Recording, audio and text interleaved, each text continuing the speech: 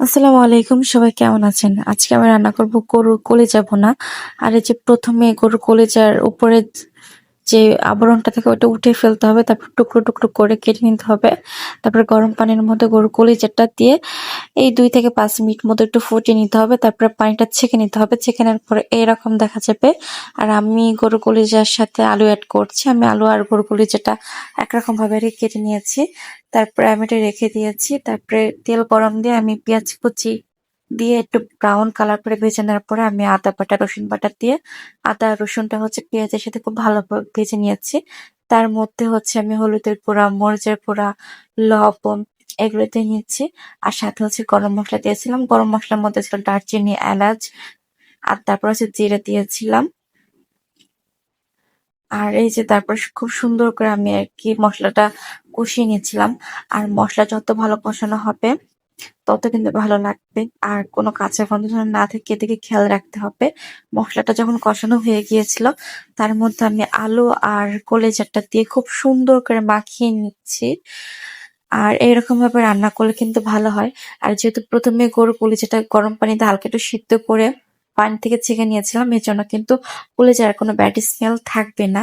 আর এই যে আমি সুন্দর করে একটু মশলাটার সাথে কষিয়ে নিচ্ছিলাম যাতে করে পুরোপুরি ভাবে মশলাটার সাথে মাখা মাখা হয়ে যায়। এ পর্যায়ে আমি একটু গরম পানি অ্যাড করেছিলাম যাতে করে একটু ভালো করে সিদ্ধ হয়। গরম পানি দিয়ে আমি একটু কিছু সময়ের জন্য ঢাকনা দিয়ে ঢেকে দিব। আর এই যে আমি ঢাকনা দিয়ে ঢেকে দিয়েছিলাম। তার কিছুক্ষণ পরে আমি উঠিয়ে দেখছিলাম, তখন ধকবক করে ফুটছিল। আর কিছুক্ষণ পরে কিন্তু নাড়াতে দিতে হবে। দেখা যাবে যে পানি যতটা কমে যাবে ততটা কিন্তু এটা আসার সম্ভাবনা থাকবে।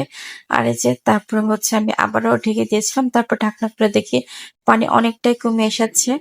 আর এই পর্যায়ে কিন্তু তেলটা উঠে আসবে। তেলটা উঠে আসার পরে কিন্তু আমাদের কষানোটা পর্যাপ্ত পরিমাণে হয়ে যাবে। আর কষাতে কষাতে কিন্তু আমাদের আলুটা অনেকটাই সিদ্ধ হয়ে গিয়েছে। আর এই পর্যায়ে আলু আর গরুর কলিজাটা কিন্তু খুব ভালোভাবে সিদ্ধ হয়ে যাবে। অনেকে আছে কলিজা খেতে পছন্দ করে না, আবার অনেকে আছে কলিজা পছন্দ। আসলে এক একজনের রুচি তো এক এক রকম। তো যাই হোক, এভাবে রান্না করে একবার খেয়ে দেখতে পারেন, আশা করি ভালো লাগবে। আর এই যে খুব সুন্দর করে তেল উঠিয়ে আমি কষিয়ে নিচ্ছিলাম।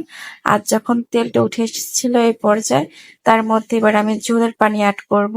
আমি একটু মাখো মাখো করব, তাই জন্য আমি আবার কিছুটা পরিমাণে পানি অ্যাড করে এটা আবার সুন্দর করে সিদ্ধ করে নিব। যদি বা সিদ্ধ হয়ে গিয়েছে, কিন্তু এবার আমি জাস্ট ঝোলের পানি দিয়েছিলাম। ঝোলের পানি দিয়ে কিছু সময় এভাবে রান্না করে নিলে আমাদের রান্নাটা রেডি। আর এটা তার ফাইনাল লুক। সো বাসায় একবার হলে এটা ট্রাই করবেন, আশা করি ভালো লাগবে। ভিডিওটা আর বেশি লং করবো না, সবাই ভালো থাকবেন। আল্লাহ হাফেজ।